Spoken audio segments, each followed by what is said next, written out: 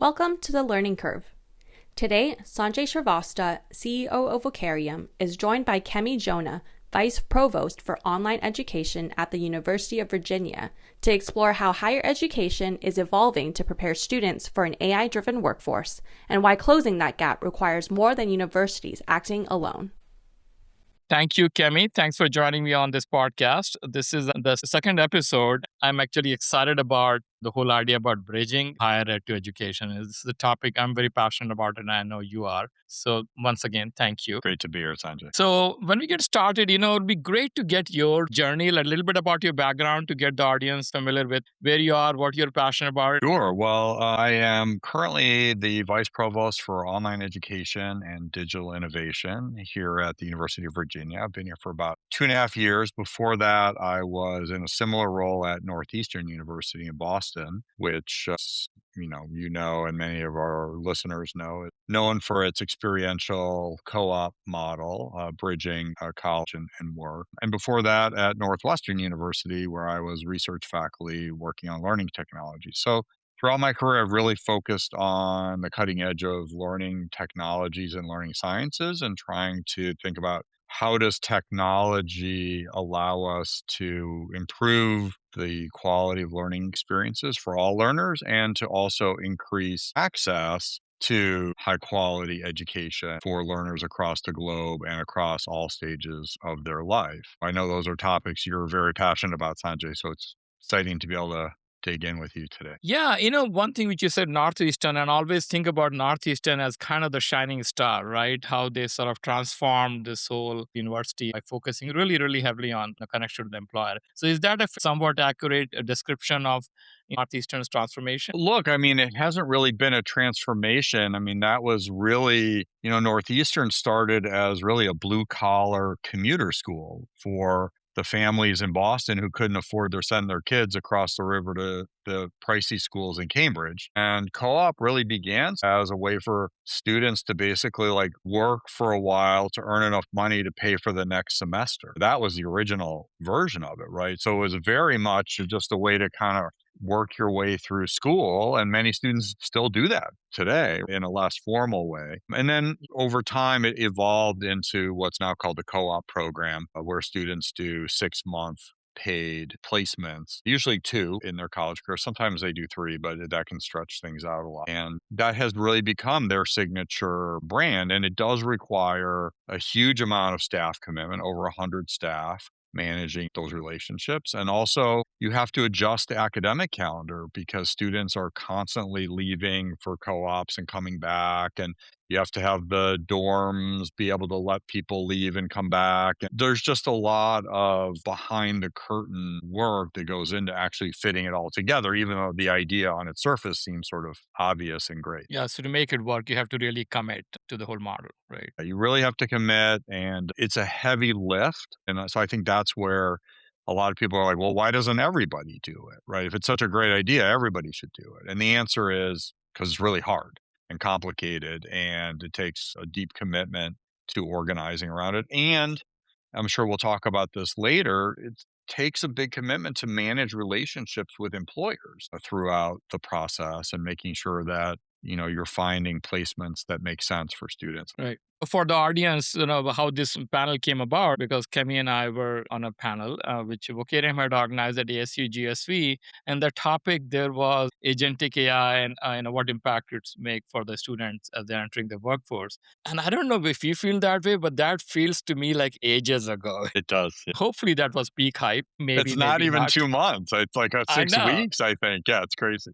I know. And also I think it feels very timely because of the graduation season, right? So, That's right. so I'm just wondering, what are you hearing? What's the update on the whole sort of entry-level jobs and how are the students faring? It is. I agree with you, Sanjay. It does feel like a lifetime ago, and maybe it is a lifetime in AI time ago. But I actually think things have changed, even in those 6 weeks since we were together in San Diego. The pendulum is swinging back from that peak AI hype, as I think predicted it would at the panel. So I was sort of pleased to see that. On May 19th, which was yesterday as we record this, the Wall Street Journal had an article with the headlines that says companies say AI is reviving entry-level jobs, right? So it's very timely to your question. And the article talks about this new Strata survey. They surveyed 1,500 employers, and they found that companies are flipping from, AI is killing entry-level jobs, which we talked a lot about it and was sort of the dominant theme, I think, that was running through the whole event, right? Was a worry about that. And now the narrative is sort of AI is boosting the need for entry level workers, particularly those that are sort of AI skilled. And interestingly, the survey found that something like almost 3 times as many senior leaders expect AI to increase entry level hiring in 2026 versus decreasing, right? So that feels very different than the kind of doom scenarios that we were reading about back in early spring. And what's actually happening, and probably no surprise given how closely you work with students and employers on both sides, is that companies are finding that their youngest workers can evolve and change as fast as the jobs are changing, and that new grads who can apply AI are much more productive than new grads might have been a couple of years ago, right, on a sort of apples for apples basis. And so, to your question, I think the pendulum is going to continue to swing back as we get through some of this hype and the realities of what AI can and can't actually do, and also what new grads can actually do and how powerful that is if they have the appropriate skills, mindsets, and abilities to come in and really hit the ground running and make a difference. Yeah, absolutely. The whole doom and gloom really felt like it was coming from the very Silicon Valley software companies, and we were just projecting it on the entire Totally. economy. Yeah, so Totally. yeah, and my hope was that, and hopefully it's turned out to be correct, is that there are so many industries out there, and I talk to my friends who are executives who all know they have to do something about AI, but they're still not quite sure. And the only way you can start moving, you have to recruit new talent. That's exactly right. And a lot of the Silicon Valley headlines, even today, right? I think Meta was in the headlines today, which is May 20th for your listeners, right? And they're laying off people not because they don't need the skills, it's because they need the money to pay for data centers, right? So that's a different conversation than AI replacing the skills that a new graduate has, right? So I Yeah, think it's important absolutely. that we peel that apart, right? In some businesses, there has been a massive shift of capital from human to GPUs, but that is limited to just some businesses. They really feel like you need to buy GPUs to compete, but most of us don't, right? That's right. Yeah. So one of the things which I know you're pretty passionate about, like helping basically build the bridge, is the whole co-ops as you discuss on internship. And I'm just wondering if you want to sort of talk about it, and especially in the context of what you're doing currently. Absolutely. Well, it's interesting because we've been talking a lot about how to bridge the sort of school to job transition. And it's on a lot of people's minds. Obviously, we're in graduation season now. And so you're going to see a lot of stories about graduates either getting jobs or not getting jobs or being sort of employed versus underemployed. But the Strata survey that just came out that we were talking about earlier, they asked employers to kind of rank what's most important when they're hiring. And in order, it's candidate who had direct work experience, like a real job, followed by an internship, followed by any kind of project-based experience relevant to the role. And then all the way at the bottom has a 4.0 GPA and academic awards. Like, guess what? This is the most important stuff. And you've sort of known that, right? And obviously the Northeastern co-op model is based on that and the work, the internships and things that students see. And so what we try to do here, Sanjay, is recognize that as great as a summer internship is, and we can talk about some of the challenges later on, because I know you've got some questions about that, but we wanted to find a way to create more flexibility in access because not everybody can do a summer internship, assuming that even that there were enough. We have students who go back and work in the family business and support their families or do caregiving. Athletics, right? I've heard, right? They do, right. We have Yeah. student athletes who have to practice all summer, right? The football team Right. is here all summer Yeah. practicing, and the list goes on and on. People who are traveling, right? Maybe they have a 3-week global studies and takes them off of the list. So what we've been doing is launching a series of online online virtual asynchronous experiences that we've been calling UVA Career Academies, where we pair some training, either some of the work we did together, like a Google certificate in AI skill or,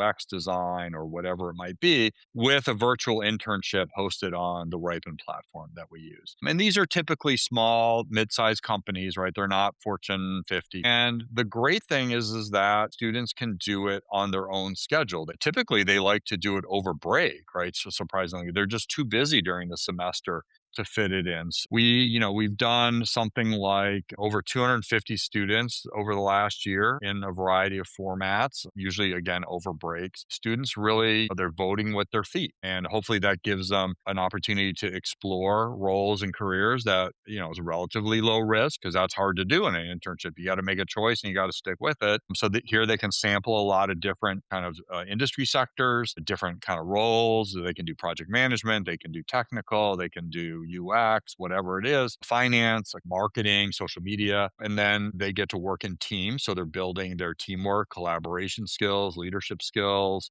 how to interact with a client, basically a manager who's giving you feedback. And it's gone really, really well. We are now evolving it this summer. We can talk about this a little bit more, to focus on AI more specifically in response to some of the concerns and topics that you raised at the top of the show. No, that sounds great. So as you said, they can sample multiple projects. I did not realize that. So they can do more than one of these, what do you call them? Non-internship. Career academies. Career academies. That's right. We kind of cluster them in different topic areas, different industry areas, to let the students kind of pick and choose what they might want. And really, part of the goal, Sanjay, that I think is often overlooked, even at places, or especially places like Northeastern, but any school that does internships, is you don't get that many bites at the apple, right? If you're doing summer internships, you might get 2 or 3 summers if you're really lucky. At Northeastern, you usually do 2 co-ops.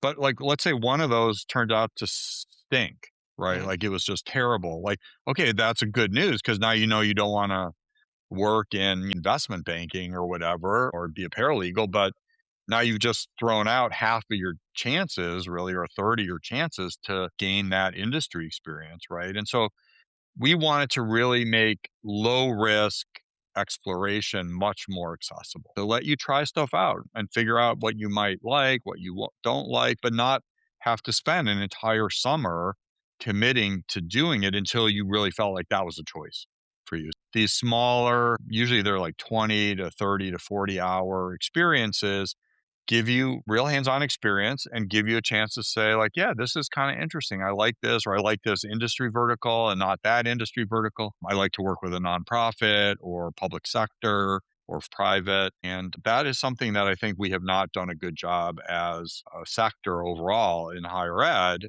making more feasible, right? We just assume like kids will show up, they know what they want, they do an internship, it's all over. We need a continuum of experiences, from shorter, low risk, exploratory, to much more in-depth, hands-on, traditional co-ops or internships, where you can really dig in once you've decided that, like, yeah, this is the thing for me and I really want to go for it. So we see them as very complementary and developmental. No, that makes a lot of sense. And you made a great point about the opportunity cost of their time, because not only, of course, you're getting exposure, but your odds of getting hired by that company, right? It's tremendous, right? Something like 50 to 60%, whatever the number is. So you can only get that many bites of the apples if you make a mistake. So AI, let's talk about the AI for VA. So how is the new version getting launched? Yeah, so this summer, what we did is we sort of evolved the Career Academies idea, because, as we talked about at GSV, Sanjay, there's a lot of anxiety out there, whether it's well-deserved or not, but like people are anxious and that's real. And we recognize 2 things at the same time. One, that as AI tools become more broadly accessible out in the marketplace, small businesses and not-for-profits are wondering how to take advantage of these tools, right? These are organizations that are too small to afford an Accenture, a Deloitte, or a McKinsey consulting engagement, right? These are mom and pop, maybe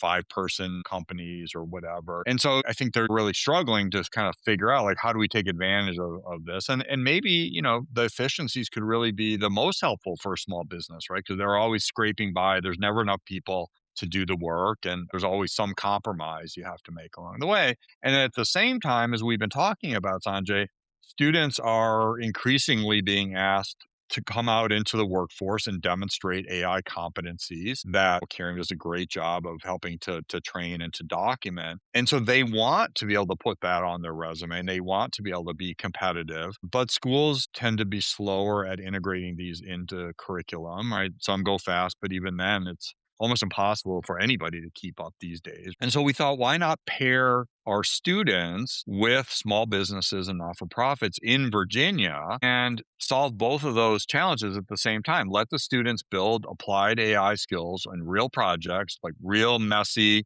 real world projects, not toy problems, but actual business problems in the world, and also lift up our small business community who doesn't have access to expensive consultants and who really need efficiency improvements if they can get any from AI, and do sort of mini consulting engagements, very lightweight, to help train these small businesses on how to use the tools and benefit from them. And so we've again paired up the Google AI professional certificate. So students have to complete that before they get matched up in their project teams. There's like usually 4 to 5 to 6 students on a team. So they work in a team.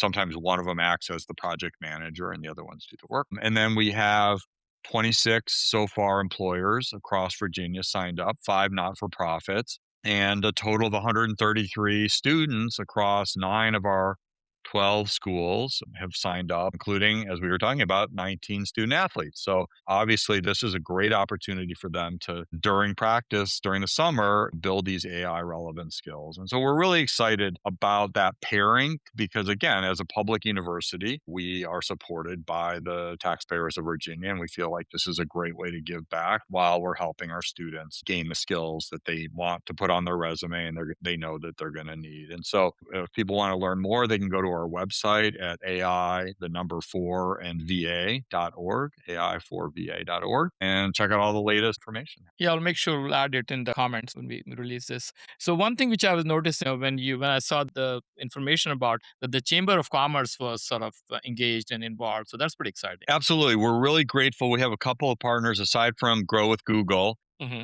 As we mentioned, we have the Charlottesville Chamber of Commerce, who's been a great partner in helping us recruit local businesses. And we have our library, the dean of our library, who has really been a champion for AI literacy here at the university and has spun up a kind of an AI project lab at the library. So if any students are still here in grounds during the summer and they want to do teamwork, project teams, they can go to the library and there are library specialists who can help them, advise them on different AI tools and technologies, and generally support work. So we're really, really excited to have both the chamber and our friends at the UVA library. Yeah, just something a little off topic, but the whole library thing is pretty intriguing. So I was talking to someone like a year or so ago in the public library, pretty excited about the whole idea that people from all walks of life coming there and they might want to help with getting maybe apply for like kind of benefits or whatever, right? So AI being a skill and that being the delivery mechanism, I haven't been able to engage in it, but I definitely want to go back and see because felt like this is one place where you can scale it to the population which otherwise might not have a computer at home or might not know how to use AI. Yeah, absolutely. I think you're right. I mean, just like Yeah. it was sort of basic technology and internet access in a decade ago, I do think that public libraries, to the extent that they can, will also become resources for their local communities and using AI for whatever people want or small businesses too. So yeah, we're Right. really excited to see how this works out. It's our first pilot, so if it goes well, then we hope to expand it and share it with other schools and universities across Virginia. And maybe next year we'll have a much bigger impact, but one step at a time. Yeah, that's awesome. And as you said, every small business now needs the efficiency that to the extent they can get it in terms of workforce, some sort of an automation which AI can do. And as you're pointing out, they can probably benefit the most, right? You're getting a call in the middle of the night, you need AI to triage it and maybe tell you, is it an emergency that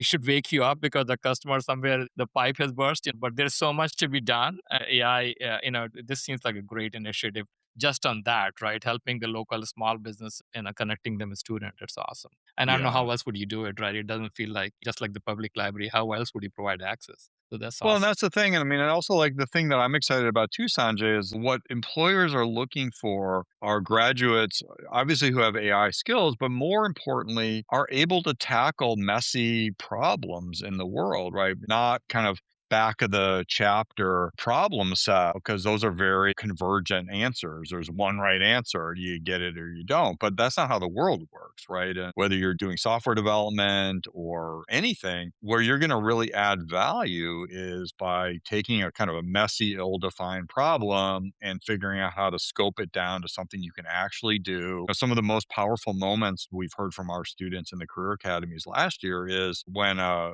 CFO or somebody comes and asks them to do some data analysis and create a dashboard. And basically, they look at the data and they're like, yeah, it's too messy to actually do what you want. You don't have the data. And they have to go back and tell them no. They have to say, no, we can't do that.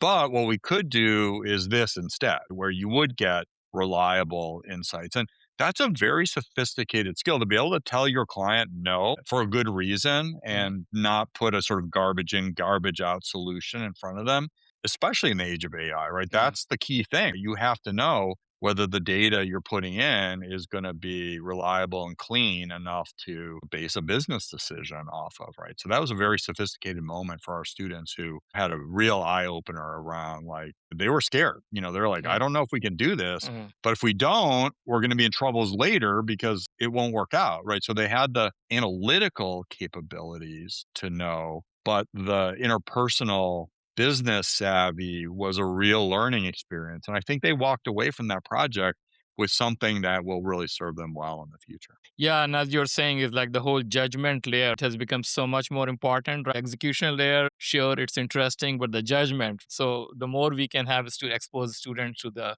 opportunity where they have to really exercise their judgment and see the consequences, right? I think the better off they would be. Totally. And also just because AI Yeah, makes it so easy to just like look like you've solved a problem right, right. and create a beautiful dashboard or graphic or whatever, and it could be complete garbage, right? But nobody would know because it Mm. looks pretty. And so I think that's the trap. And I think students who or graduates or workers who can have that discernment are going to be much more successful as we navigate through this era. Yeah, absolutely. So, another topic with the top of mind, and I know we talked about it in the panel too, and it just so happened that today I was looking at a Business Insider article, which they said something like 16 or 17% of the students that actually changed their major because of the AI hype, and something ridiculous like 45 or 46% actually considered doing it. And I know you heard about this Eric Schmidt, right? The Yeah. booing at the commencement speech when he mentioned AI. So I wonder a lot what's going on in campus as the student have to make this massive decision about what major to take, and you're trying to make decision in the midst of all this hype, which can only certain kind of hype gets amplified for all the obvious reason. So I'm just wondering, how do universities deal with it? How do you guide the students to make good decisions? It's a super important question, Sanjay. I really appreciate you zeroing in on this. I think what we've known for a long time, but it seems to really come into focus, is your point around student advising and not just letting students kind of wander around without any real support. And so, at UVA, the College of Arts and Sciences has recently doubled down and re engineered their entire advising process for first year students, integrating career pathways. So I think you're seeing a lot more focus and attention. And maybe it's just because of how crazy the labor market does seem that has come to the front burner for a lot of schools, which is great because I think that's important. And it's also important from a kind of equity standpoint because you can't just assume that students from wealthier backgrounds and students from less resource backgrounds are going to succeed at the same rates, right? Because they don't have the same kind of social capital to draw on if the school doesn't pick it up. So I do think that's important. There's a new book out from Ned Laff and Scott Carlson called Hacking College, which really attacks this issue directly, which is how do schools help students who maybe don't even have any idea what they're interested in. Kind of like we said, have that low risk exploration, go out into the world and really figure it out. And so my advice for students really is that your first job is to kind of come to college if you have that good fortune to explore new ideas, new topics, right? Broaden your perspective. I mean, universities might not be seen as doing great on all things, but one thing they are good at is putting you in contact with lots of very expert faculty from lots of different disciplines, right? It's just like going to a candy store that allows you to kind of check out different areas of the humanities, arts, literature, engineering, just down the whole list. And you may never get a chance to learn from that many world-class experts again in your life. I mean, it's kind of a running joke that like folks who are our age, Sanjay, were like, yeah, I would go back to school in a minute if I could spend 4 years doing nothing but learning from really smart people. Like, what a dream come true, right? Absolutely. You get to be an adult and you got to work and take care of your family. And if you're lucky, you get to read a book for 30 minutes before you fall asleep at the end of the day. So students should not pass up that opportunity.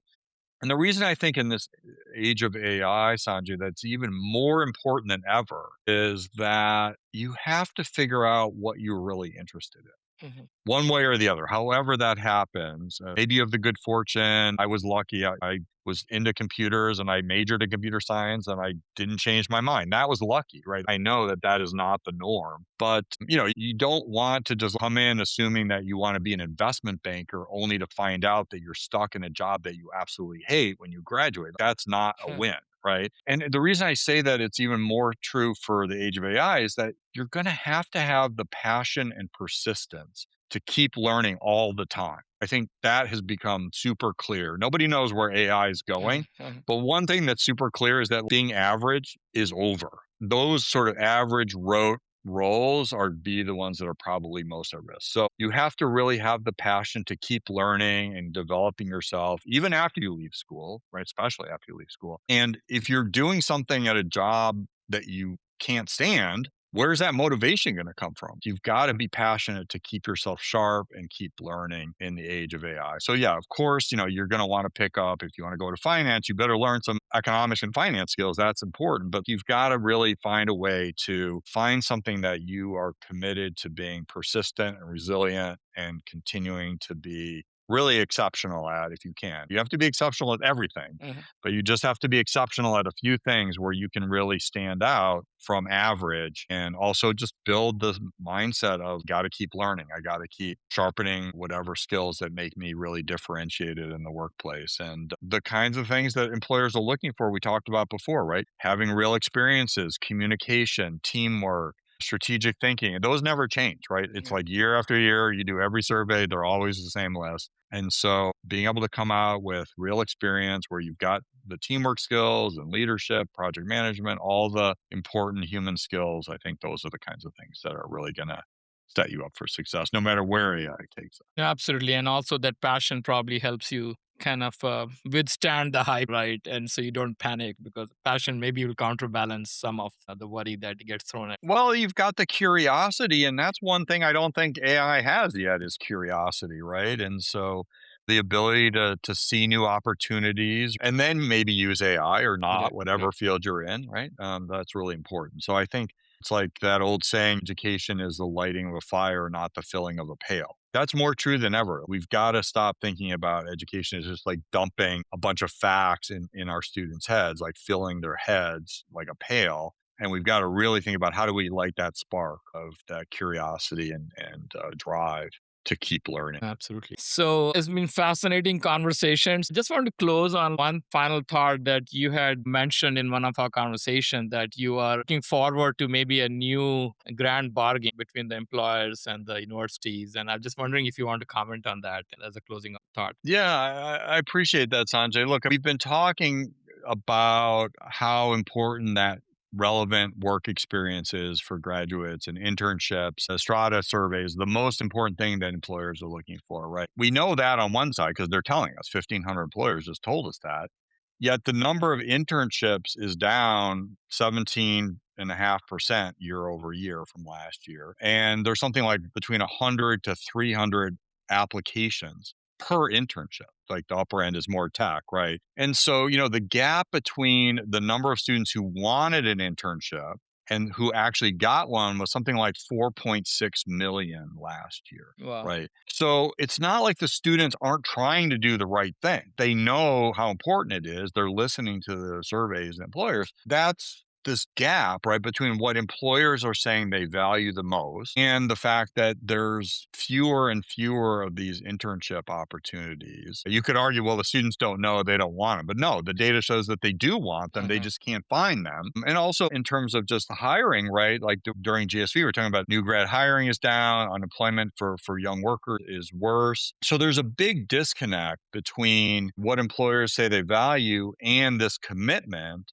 to providing the real world experiences. And so if employers keep pulling back on early career talent and maybe not hiring as much or at all, well, where's that going to leave them in 5 years when there are no junior people to promote into that next level management role, right? So that's the gap. In my view, we need a new grand bargain with employers that says, look, we're listening to you. We understand what you're saying is valuable. We want to try to encourage our students to do these internships, and we're going to weave in things like career academies to give more access to real world employer projects. But we can't do it by ourselves, right? We need employers to meet us in the middle, and we need this new grand bargain, right? So there are some thought leaders out there like Brandon Bastide who have suggested that employers should offer internships at a target rate of 5% of their total headcount, just as a metric to shoot for. So we need more ideas like that and more employers stepping up in,